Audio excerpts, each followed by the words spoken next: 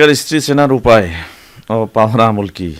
আলহামদুলিল্লাহ, নেককার স্ত্রী পাওয়ার উপায় অবশ্য নেককার স্ত্রী পাওয়ার জন্য আমাদেরকে অবশ্যই চিনতে হবে, কারণ একজন পুরুষের জন্য সবথেকে দুনিয়াতে উত্তম সম্পদ হচ্ছে মারাআতুস সালিহা, সতী সাধবী নারী। তো আল্লাহ নবী সাল্লাল্লাহু আলাইহি ওয়াসাল্লাম একটা হাদিসে বলছেন, যে হাদিসের মধ্যে আমরা দুইটি বৈশিষ্ট্য দেখতে পাই, যেটা আবু দাউদ মিশকাতুল মাসাবি কিতাবুন নিকাহ বিবাহ করা সংক্রান্ত একটি অধ্যায় রয়েছে, আল ফাসলুস সানি দ্বিতীয় পরিচ্ছেদের 3091 নম্বর হাদিস। মাকিল ইবনে ইয়াসার রাদিয়াল্লাহু তাআলা আনহু থেকে বর্ণিত, তিনি বলছেন রাসূল সাল্লাল্লাহু আলাইহি ওয়াসাল্লাম বলছেন যে তাজাওয়াজুল ওয়াদুদাল ওয়ালুদা, তোমরা বিবাহ করো যারা প্রেমময়ী নারী, এবং বিবাহ করো ওই সকল নারী যারা অধিক সন্তান প্রসব করে।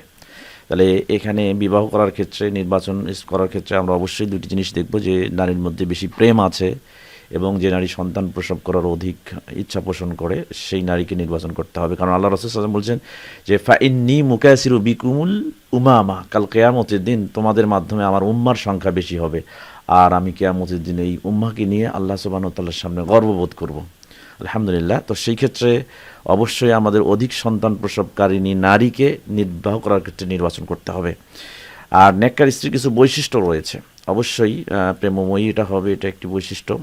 অনুরূপভাবে রাসূল সাল্লাল্লাহু আলাইহি ওয়াসাল্লাম সিলসিলা হাদিসে সহিহার মধ্যে 287 নম্বর 88 নম্বর হাদিসের মধ্যে কিছু গুণ বৈশিষ্ট্য বর্ণনা করেছেন, যে আল্লাহ রাসূল সাল্লাল্লাহু আলাইহি ওয়াসাল্লাম বলেছেন যে আলা উখবিরুকুম বিনিসাইকুম মিন আহলিল জান্নাহ, আমি কি তোমাদেরকে বলবো না যে জান্নাতি নারী কারা হবে?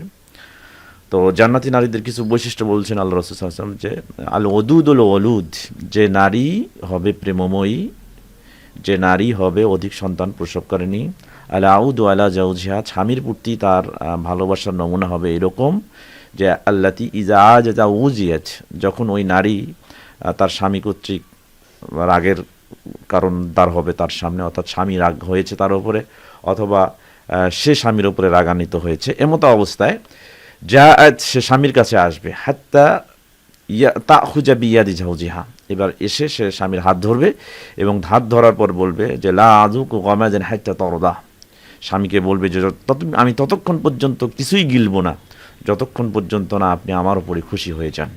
রাসূল সাল্লাল্লাহু আলাইহি ওয়াসাল্লাম বলেছেন এইগুলো হচ্ছে জান্নাতি নারীর বৈশিষ্ট্য।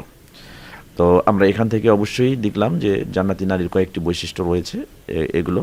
তো আর রাসূল সাল্লাল্লাহু আলাইহি ওয়াসাল্লাম একটা কথা বলেছেন, যে হাদিসের মধ্যে স্পষ্টভাবে এসেছে বুখারী মুসলিমে, মিশকাতুল মাসাবি কিতাবুন নিকাহ বিবাহ করা সংক্রান্ত একটি অধ্যায় আল ফাসলুল আউয়াল প্রথম পরিচ্ছেদের 3082 নম্বর হাদিস। আবু হুরায়রা রাদিয়াল্লাহু তাআলা আনহু থেকে বর্ণিত, তিনি বলছেন রাসূল সাল্লাল্লাহু আলাইহি ওয়াসাল্লাম বলছেন যে তুনকাহুল মারআতু লিআরবাইন, নারীকে বিবাহ করা হয় চারটি কারণে। এক নম্বর কারণ লিমালিহা, নারীকে সাধারণত